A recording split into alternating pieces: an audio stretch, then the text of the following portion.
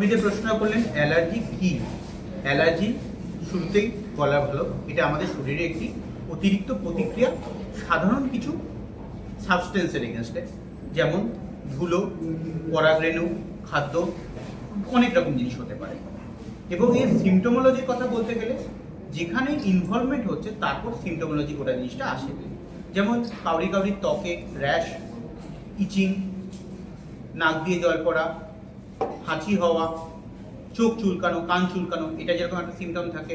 কাশি, কিছু কিছু ক্ষেত্রে যখন ইনভলভমেন্টটা অনেক বৃদ্ধি পায় তখন সাঁই সাঁই আওয়াজ হয়, শ্বাসকষ্টের মাত্রা দেখা যায় এবং তখন আমরা সেটাকে অ্যাজমার কম্পোনেন্ট হিসাবে ধরি। এবার আপনার লাস্টে একটা প্রশ্ন ছিল কি ওষুধ খাবো। ওষুধ খাওয়ার প্রথম কথাটাই হলো ওষুধ খাওয়ার মাধ্যমে আমরা অ্যালার্জিকে যে সারাবো এটা কিন্তু সঠিক পদ্ধতি নয়। পদ্ধতিটা হলো আমাদের অ্যালার্জিটা হচ্ছে কেন, আমি যদি কারণ জানতে না পারি, দুদিনে দুটো অ্যান্টি অ্যালার্জি খেলাম, আমাদের তাৎক্ষণিক সিমটোমোলজি একটুখানি বেটার হলো, সেটা কিন্তু ট্রিটমেন্টের পথে সঠিক পথে এগোনো নয়। সেটা সিমটম কারেকশন করার জন্য আমরা প্রাথমিকভাবে ওষুধ খেতেই পারি, কিন্তু কারণ খুঁজতে আমাদেরকে নামতে হবে এবং সেই কারণ খোঁজার মধ্যে দিয়ে আমরা জিনিসটাকে এগিয়ে নিয়ে যেতে পারবো এবং তারপরে নির্ভর করবে স্পেসিফিক কোনো ট্রিটমেন্ট আমরা দিতে পারি। অ্যালার্জি এমন একটি বস্তু, এটা শরীরে একটি প্রবণতা, সুতরাং কিওর কথাটা এই রোগের সঙ্গে থাকে না, এটা প্রবণতা। কিন্তু এই রোগটা অবশ্যই নিয়ম মেনে চললে সামলানো সম্ভব। অ্যালার্জি থেকে কোনো সাইড এফেক্ট হতে পারে? অ্যালার্জি থেকে সাইড এফেক্ট প্রশ্নটা মানে অন্যদিকে কোনো রোগের দিকে কোনো টান নিতে পারে, অন্য কোনো রোগের দিকে? হ্যাঁ, অ্যালার্জি যেটা আপনাকে আমি সুস্থই বললাম যে অ্যালার্জির মাত্রাটা বিভিন্ন জায়গায় কিভাবে তার মাত্রা মানে বহিঃপ্রকাশ হচ্ছে তারপর নির্ভর করছে অ্যালার্জিটা কি জিনিস বলে। অ্যালার্জি যেরকম ফার্স্টেই বলা গায়ে র্যাশ, ইচিং হওয়া, এটা একটা এটাকে আমরা ইউজও করে থাকি। নাক দিয়ে জল পড়া, হাঁচি হওয়া, এটাকে আমরা অ্যালার্জিক রাইনাইটিস বলি। সেক্ষেত্রে তার সাইনাস ইনভলভমেন্ট হয়, সাইনোসাইটিস হয় এবং এর সময় দেখা যায় অনেক সময় অ্যালার্জিক মাত্রা আমাদের আপার এয়ারে থেকে লোয়ার এয়ারে মানে শ্বাসনালীর দিকে প্রোগ্রেস করে, সিমটমগুলো সেইগুলো জায়গায় ইনভলভমেন্ট করে। সুতরাং স্বাভাবিকভাবেই যাদের অ্যালার্জি রয়েছে তাদের রোগ বৃদ্ধি হওয়া এবং পরবর্তীকালে অ্যাজমার সম্ভাবনা থেকেই যায়। প্রায় যে ক্ষেত্রে বলা যে অ্যালার্জি যাদের অ্যালার্জিক রাইনাইটিস রয়েছে তাদের প্রায় দেখা গেছে 20 থেকে 40% রোগীদের ভবিষ্যতে কোনো না কোনো সময় অ্যাজমার সম্ভাবনা আসতে পারে। বাচ্চারা কীভাবে সতর্কতা পালন করে? বাচ্চাদের অনেক সময় দেখা যায় যে অ্যালার্জিক ভাবটা বেশি দেখা যায়। বাচ্চাদের অ্যালার্জিক ভাব থাকার কারণ হলো তাদের কী কারণে ঘটছে সেটা জানা। সুতরাং history taking is the most important. বাচ্চার অ্যালার্জির সিমটমগুলো কোথায় হচ্ছে, বাড়িতে হচ্ছে না বাইরে হচ্ছে, শহরের মধ্যে স্পেসিফিক কোনো অ্যাক্টিভিটির পর হচ্ছে না, তার সঙ্গে দেখতে হবে, জিজ্ঞাসা করতে হবে যে তার যখন কোথাও বেড়াতে গেল, বাইরে গেল, সেই সময় ভালো ছিল কি ছিল না।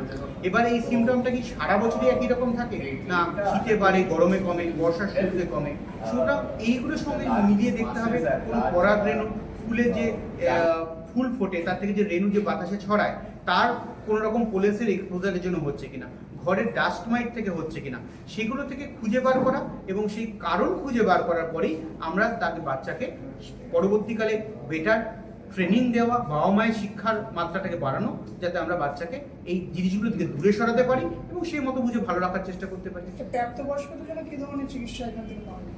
প্রাপ্তবয়স্ক, বাচ্চা এবং বয়স্ক সকলেরই চিকিৎসার পদ্ধতিগুলোও কিন্তু টেকনিক্যালি সেম।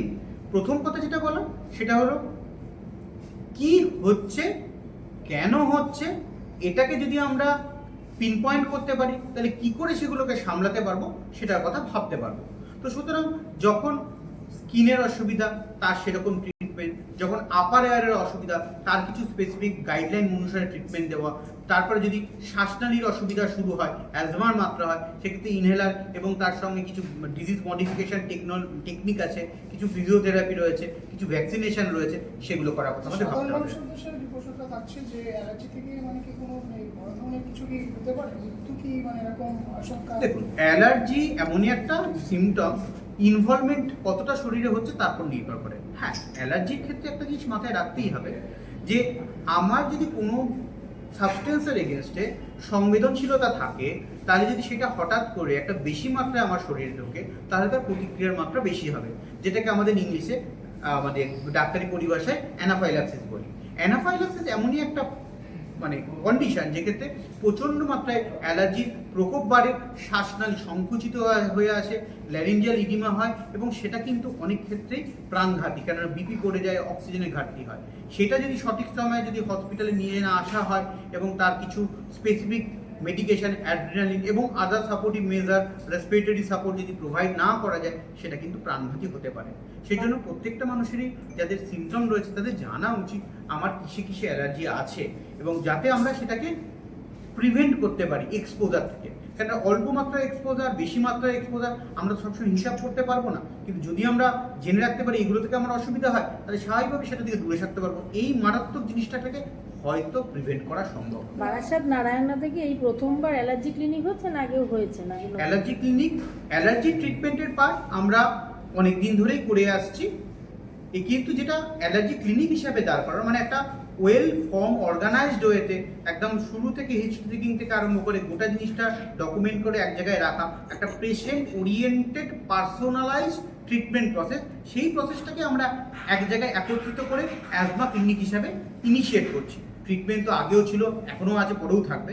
জাস্ট এটা একটা প্রসেস যেখানে আমরা একটা পার্সোনালাইজড ওয়েতে, পেশেন্ট ভিত্তিক, পার্সন টু পার্সন একটা প্রপার ওয়েতে তার ডায়াগনোসিস ফলোড বাই ট্রিটমেন্ট এবং রেগুলার টেকনিক্যাল ফলো আপ, যাতে উনি এগোচ্ছেন পিছোচ্ছেন, নিয়ম মানতে পারছেন কি পারছে না, বা নিয়ম মানা সত্ত্বেও কোনো রকম অসুবিধায় পড়ছে কিনা যেটা জানা এবং তার মতো ব্যবস্থা নেওয়া। আচ্ছা, এই ক্লিনিক কি মানে প্রতিদিন কি? যেগুলো তো ওখানে কিছু রকম স্পেসিফিক প্রসিডিওর পার্ট থাকে, সেটা আমরা বুধবার দিন করার কথা ভেবেছি এবং চলছে এখন জিনিসটা, এভাবেই আমরা প্ল্যান থাকছে। তারপর তো রুগী যেরকম রুগীর দরকার অনুসারে তো আমরা সবসময়তেই সেই সাপোর্ট এবং প্রোভাইড করতেই পারি। স্যার, যেটা আপনি বললেন যে বানিয়েছে তেমন আমাদের চলতে হবে, এটাই উত্তর। এর কোনো ব্যবস্থা নেই, এখানে প্রকৃতি বড় বড় যেমন রোগগুলো যেমন আছে। বানিয়েছে তেমন আমাদের চলতে হবে। আপনি যেগুলো কিওরের কথা বলছেন, কিওর কার হয়? সার্জিক্যাল অপারেশন করলে যেগুলো হয়, পাথর থাকলে বাদ দিলাম কিওর হলো। বাকি সমস্ত রোগ যেগুলো সময়জনিত, প্রকৃতিজনিত এবং আমাদের অভ্যাসজনিত, কিছু এক্সপোজার জনিত, সেটা তো আমাকে চেঞ্জ করতে পারবো না।